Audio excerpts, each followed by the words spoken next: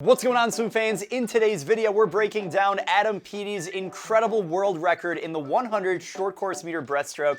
He swam a 55.49 in the 100 m breaststroke in Budapest, Hungary, in an ISL swimming competition. And in this video, we're gonna watch the full race uninterrupted with a little bit of commentary from myself. Then we're gonna break down the race statistics, and we're gonna see just how he put together this incredible 100 m breaststroke. And then we're gonna analyze one of the skins races where he swam a 50 breaststroke, and he was dominant in all three of those races. Without further ado, let's begin this 100 m breaststroke. Adam Peaty, what a beast, from London for the London Roar. He's a great Brit. All right, we're gonna scroll ahead to the start of the race, fast forward, and let's begin. Keep an eye on him. He is in lane 5. That's in the middle of the pool right there. Keep an eye on him. Now, if you notice on the pullout, he is not the best pullout, not the best start. You know, a number of swimmers are actually ahead of him. I think he was in 3rd or 4th just off the dive and breakout, but his over water speed is absolutely insane. No one can match him over the water, not at all. And so in the first 50, he's gonna turn at a 26.04, which is absolutely flying. I mean, if this was a short course yards, you know, that might be a 22 plus, maybe a 23. Good streamline, but the guy in the lane next to him, you know, right there, it's a battle out in front. And it looks like Adam Peaty is actually behind pretty much the entire race. He's able to outswim the field, his competitor in the lane next to him. You know, even in the final 25 meters, he is behind. Right there is what we're watching. Amazing speed here on top of the water. It is a tight field, but as you can see, he starts to inch ahead, and at the end, he touches in a 55.49, breaking the world record. Now, I want to break down the stats before we watch it again and annotate his stroke technique a little bit. I want to call attention to the splits. So the day before, he actually split a 54.84 in the relay. That is absolutely fire, and a lot of people thought he could break the world record and go 55 because the prior world record was a 55.61 by Cameron Vanderberg of South Africa, and that was actually from 2009. So we're talking 11 years here between the two swims. So in this swim, he was a 55.49. That is the new world record, and he was able to split it out in a 26.04. Interesting to note that when Cameron Vanderberg went that 55.61, he actually was out in a 25.98. So he was out a little bit faster, and Adam Peaty was able to come home a little bit stronger on the field. Now, what's really interesting to note is Adam Peaty has the world record in the long course version of the 100 breaststroke in a 56.88. Now, that is absolutely insane. If you were to convert this long course 100 m breaststroke time into a short course meter time, which is the pool that we just saw, 4 lengths instead of 2 lengths, like the Olympic version, pretty easily this would be in the 54 plus area, or at least 55 low. We saw his turns and pullouts are really not the best, and so as a result, Adam Peaty is a much better long course swimmer. He was able to maintain his distance per stroke and tempo all the way through the 50 meters. Now let's go ahead and rewatch the race, and I might pause in a few different areas to call some things out.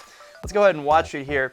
Now, I did note on the start, when he dove in, you know, almost immediately, so this is Adam Peaty, this is our man right here. If we were to draw a line on the field, the camera's relatively even, right? You know, a number of swimmers, especially the 2 guys in the lane next to him, are actually ahead of Adam Peaty at the start. So obviously just off of the start, before doing any underwater dolphin, let's put it in slow motion so we can see the pullout, what's happening here. And then the lead is actually extended. So if we kind of redraw that line, look at the heads. So it looks like Adam's in about 3rd place. Oh, look at that. You know, it tells you that he's in 3rd place. And so I think, you know, all of these guys are really trying to hold a really tight line in their streamlines. But it looks like, you know, even just off the start, there is some room to improve. Now let's break down this stroke. Like, why is he swimming so fast over the water? Here's the pullout. You can see the gentleman right here with a phenomenal underwater streamline. But let's look at them over the water. What's going on here? Adam is able to maintain a high body line, continuous forward motion. Both of these guys do, actually. And as you head into the final turn, if we draw that line, right, where are we at? Yep, lane next to him is still ahead just by a little bit. Now on top of the water, you can see the gentleman in the red cap right here starting to fatigue, and Adam starts to pull ahead because he's able to maintain consistent tempo, stroke after stroke after stroke, and that's why he's able to maintain that speed into the wall. If you saw Cameron Vanderberg when he broke the world record 11 years ago, he was out faster. Now here these guys go again in the skins. That is a 3-round elimination, 350s in a row. I believe Adam was 25 on all of these. A little bit cleaner, easier stroke to see what's going on.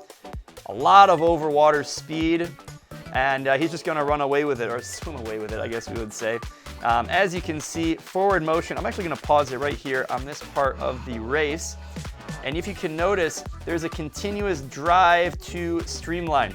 I mean, both of these guys have it, and the shorter the distance of the race, the less of a pause you're going to have in streamline. But if you want to swim breaststroke fast, it's pull, kick, glide. And that glide component just happens to be a little bit shorter based on how long the race is. So in a 200 breaststroke, you're going to be holding that streamline a lot. Let's go ahead and finish this race, see what they do. And he's just pulling away from him. Continuous drive, hitting the streamline, and boom, 25.70. Let's go ahead and watch this overwater piece again. This is so important to see what's going on. Now the pull out, again, some room to improve. But look at the hand drive. Let's just go ahead a little bit right here. Put that in slow motion.